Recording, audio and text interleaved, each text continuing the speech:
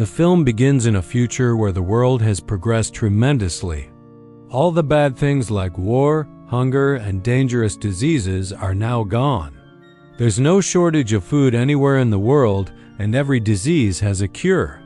Most importantly, space travel has become common. Everyone can now travel through space just like going for a walk. Meanwhile, we see the main character of the story, Max, on a spaceship. Max was also very fond of traveling, so he set out to explore the galaxy. In his special spaceship, he loved visiting different planets and learning about the lifestyle there. However, his family always told him to come back and focus on his studies. But Max was never interested in studying, so he ignored their advice. Then suddenly, a piece of rock hit Max's spaceship, causing it to go out of control. The systems malfunctioned, lights went out, and alarms started ringing. Max tried to land the ship quickly, but the damage was too severe. The ship started crashing. Soon, it was destroyed on an island of an unknown planet. Max escaped just before the explosion. Now he was stranded on this unknown island. There was no one around to help him. The island was very strange. It wasn't dark like a desert, it was just silent, creating a scary atmosphere. Max started walking around the area. In the forest, he saw some utensils and a recently extinguished fire. This clearly meant someone else had been here. Then he saw a creature hiding. Max tried to speak to it, but it ran away in fear. He couldn't understand what kind of world this was. Suddenly, a loud sound was heard and a soldier appeared. He pointed a gun at Max and started shouting in a language Max didn't understand. Max got worried. He couldn't understand the soldier or explain anything to him. Then Max pulled out a translator device from his belt. It could translate any language. He placed it in his ear, but the soldier misunderstood, thinking it was a weapon. So he shot Max's belt and arrested him. The soldier took Max to a strange city. It looked a bit like Earth, but also felt scary. Soldiers in black, dirty clothes roamed with guns in hand and helmets on their heads. Strange drones flew in the sky. Soon, Max was taken to a lab where scientists were present. They believed Max was an alien, so they put a device helmet on his head to read his thoughts and uncover his secrets. But soon they thought he wasn't an alien, just a madman. So they decided to send him to a mental asylum. This job was given to a senior soldier named Guy. Suddenly, everyone around started singing loudly. It was a song about love for their country and government. It looked like they had no thoughts of their own, just complete control over their minds. Max found this very strange. Then suddenly, a soldier collapsed with seizures. The authorities picked him up and took him away. Max became even more suspicious. While Max was being taken to the asylum, he saw the poor condition of the place. The roads and buildings were broken.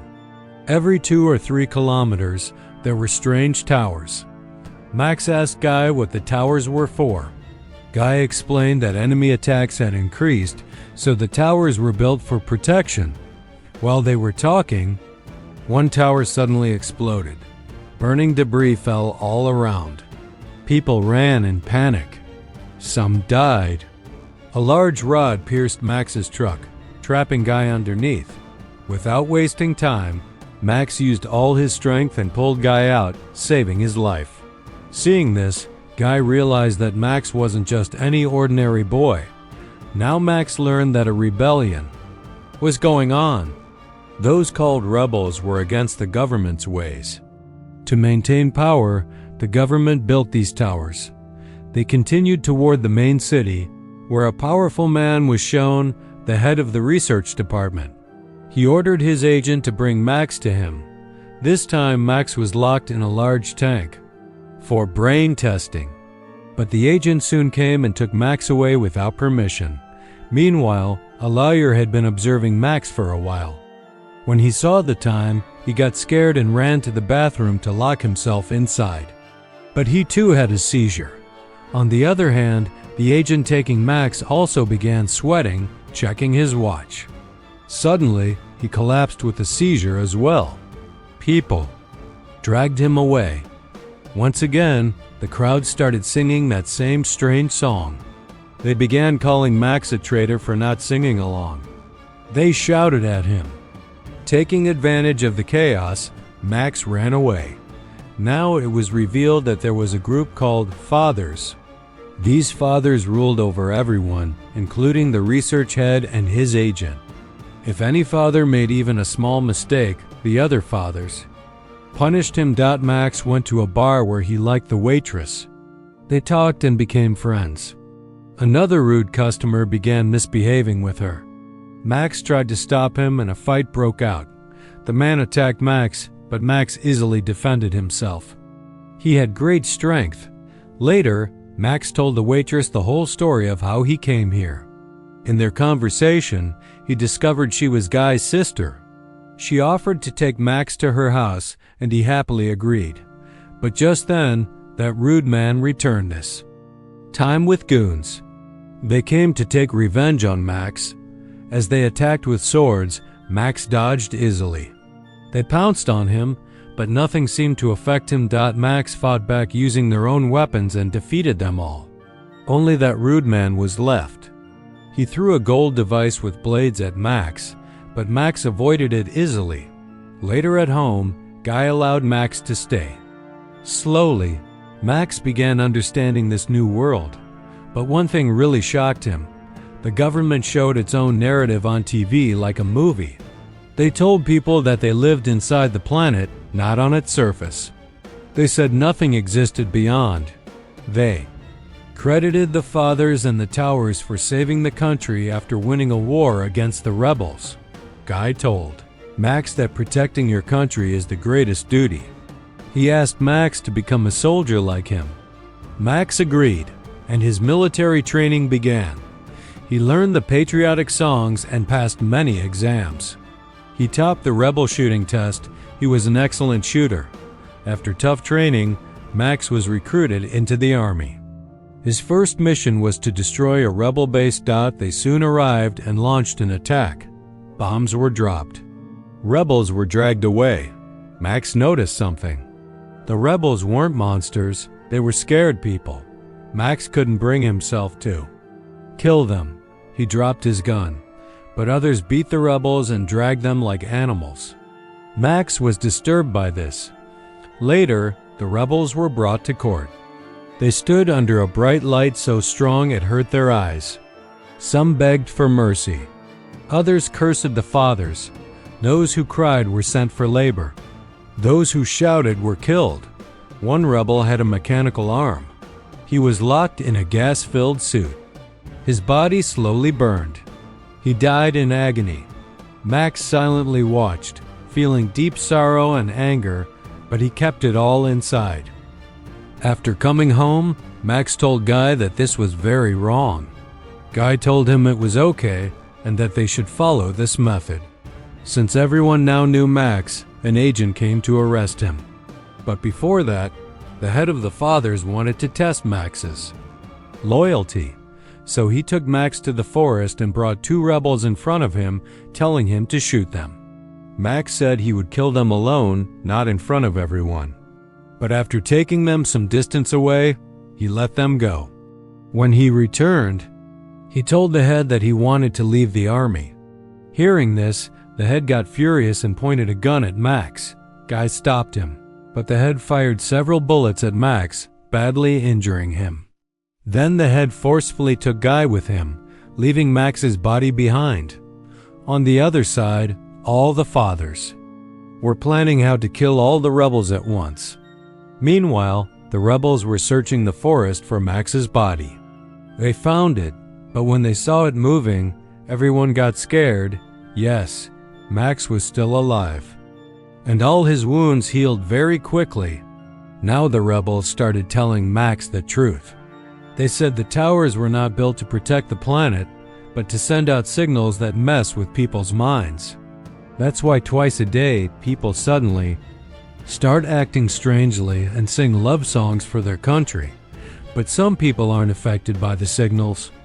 Instead, they start having seizures like we saw earlier. The government labels those people as rebels to justify killing them. Hearing this, Max understood how bad the system truly was. Soon, the signal started again.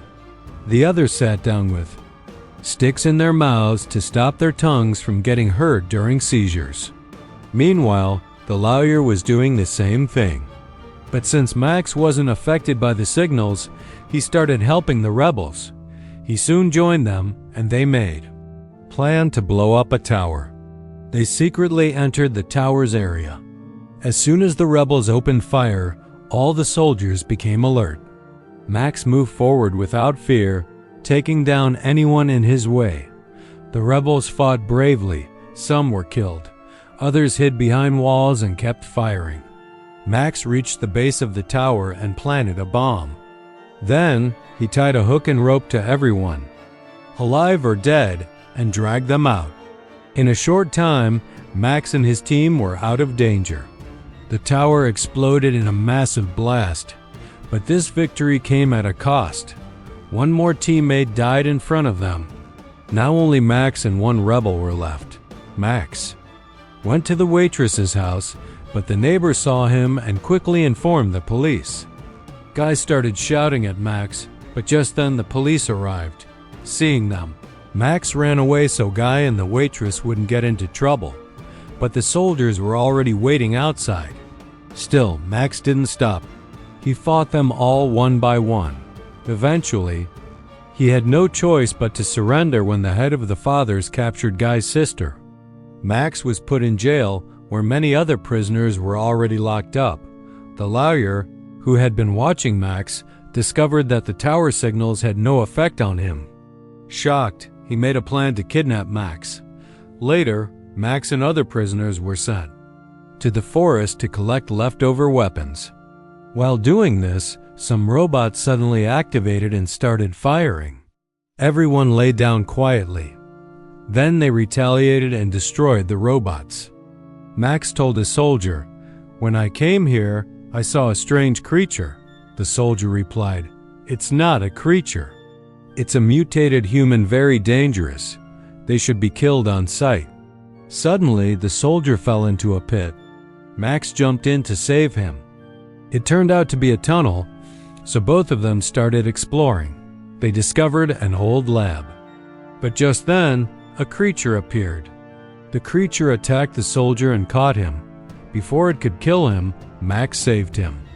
Then Max fought the creature himself and finally captured it. But Max realized that if he left the soldier with it, he'd kill it. So Max freed the creature. The next day, Max and two friends were walking through the jungle when they saw a red tank stuck in the bushes. As they got closer, black tanks started attacking. The red tank fought back, but its attacks were useless. Max got an idea. He attacked the red tank so it would retaliate harder. And it worked. The red tank destroyed all the black tanks. Max quickly climbed inside and deactivated it by cutting the wires. Now Max made a plan to escape, but no one else wanted to come. They felt it was too dangerous. So Max left alone with the tank. Even though bombs exploded along the way, nothing happened to the tank. When the liar found out Max had escaped, he got furious and destroyed everything in his office. Further down the road, Max saw a military checkpoint. But when a soldier came closer, Max was happy. It was Guy. Max pulled him into the tank and crashed through the gate. Even though the soldiers fired many bullets, none of them worked. Guy was shocked and asked, "Why did you pull me in?" "Where are we going?" Max said. "Relax, my friend. I'm going to show you a new life, a life much better than this one." Hearing this, both of them smiled and moved forward happily. And with that, the story of this film ends here.